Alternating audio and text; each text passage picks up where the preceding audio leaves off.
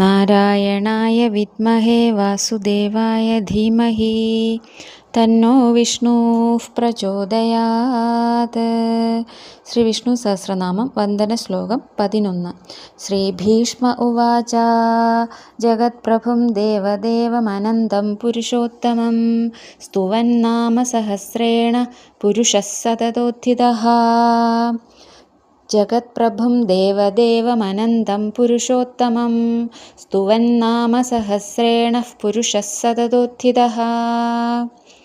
ആരാണോ ലോകത്തിനാകെ പ്രഭുവായിരിക്കുന്ന ദേവാധിദേവനായ എങ്ങും നിറയുന്ന ചൈതന്യമായ പുരുഷോത്തമനായ ആ മഹാവിഷ്ണുവിനെ 1000 നാമങ്ങളെ കൊണ്ട് സ്തുതിക്കുന്നത്, ആ വ്യക്തി ഈ ജന്മസംസാര ചക്രത്തിൽ നിന്ന് മുക്തനാകുന്നതാണ്. ഭാവാർത്ഥം, ഈ ലോകത്ത് ഒരേ ഒരു ചൈതന്യമേ ഉള്ളൂ എന്നും ആ ചൈതന്യമാണ് ഇവിടെ ഈ ലോകം സംവിധാനം ചെയ്യുന്നതെന്നും, അതായത് സൂര്യൻ ഉദിക്കുന്നു, കാലവർഷമുണ്ടാകുന്നു, കാലാവസ്ഥാ മാറ്റങ്ങൾ ഉണ്ടാകുന്നു, ഇതെല്ലാം ചെയ്യുന്നത് ആ ഒരേ ഒരു ചൈതന്യമാണ് എന്നാണ് നമ്മൾ ആദ്യം ഒരു ഭക്തൻ മനസ്സിൽ ഉറപ്പിക്കേണ്ടത്. അങ്ങനെ ജഗത്തിനാകെ പ്രഭുവായിരിക്കുന്ന, എല്ലാ ദേവന്മാരുടെയും ദേവനായിരിക്കുന്ന, അനന്തമായ ഗുണഗണങ്ങളുള്ള ആ ഉത്തമ പുരുഷനായ ഭഗവാനെ 1000 നാമങ്ങൾ കൊണ്ട് സ്തുതിക്കുന്നവർ ഈ ജന്മസംസാര ചക്രത്തിൽ നിന്ന് രക്ഷപ്പെടുന്നു എന്ന് ഭീഷ്മ പിതാമഹൻ പ്രസ്താവിക്കുന്നു. ഭക്തിയുടെ വിവിധ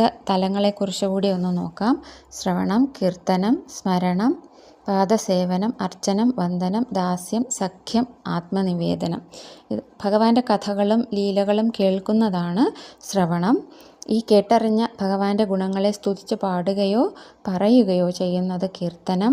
ഭഗവാനെ എപ്പോഴും മനസ്സിൽ ധ്യാനിക്കുന്നത് സ്മരണം.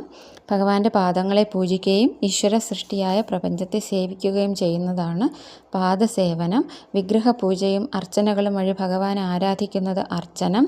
ഭഗവാനെയും എല്ലാ ജീവജാലങ്ങളെയും നമസ്കരിക്കുന്നതാണ് വന്ദനം. ഭഗവാനെ യജമാനനായി കണ്ട് ദാസനെ പോലെ സേവിക്കുന്നത് ദാസ്യം. ഭഗവാനെ കൂട്ടുകാരനെ പോലെ കണ്ട് പെരുമാറുന്നതാണ് സഖ്യം.